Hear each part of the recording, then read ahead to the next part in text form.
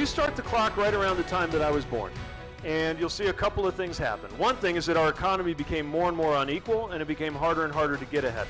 Now at 10, Democratic presidential candidate Pete Buttigieg wraps up a town hall right here in Salt Lake City, working to get your vote in the primary.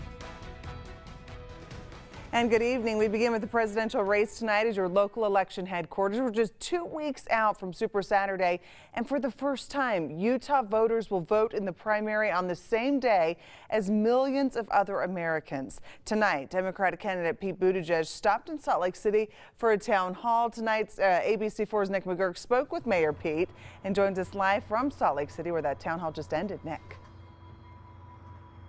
Well, that town hall, Emily, was packed to the rafters. It was standing room only.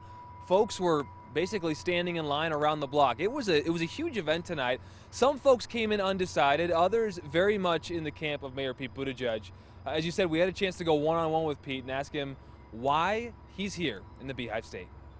Well, I come from Indiana, another state where it can be tough sometimes to be a Democrat, but where there's actually a striking number of people who share the same values. And I want to make sure I'm connecting directly with Utah Democrats who are used to living in a very conservative state and also looking for somebody who can defeat Donald Trump in the fall and unify the party in the meantime.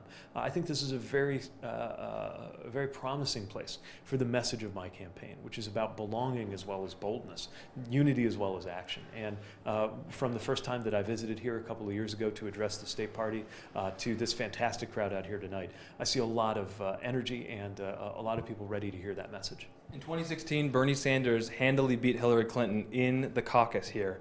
How are you going to change that? You know, we were just competing in New Hampshire where Bernie Sanders' percentage was, I think, half of what it was 4 years ago. Every election is different. Every state is different. And I believe right now, above all, what most voters are looking for is the candidate who can defeat Donald Trump.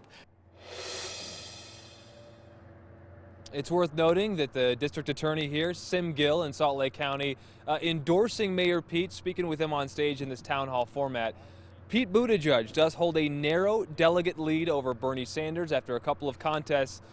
Right now, it's wait and see. But of course, the big message tonight was come out on Super Tuesday, March 3rd, for that primary to the folks here tonight.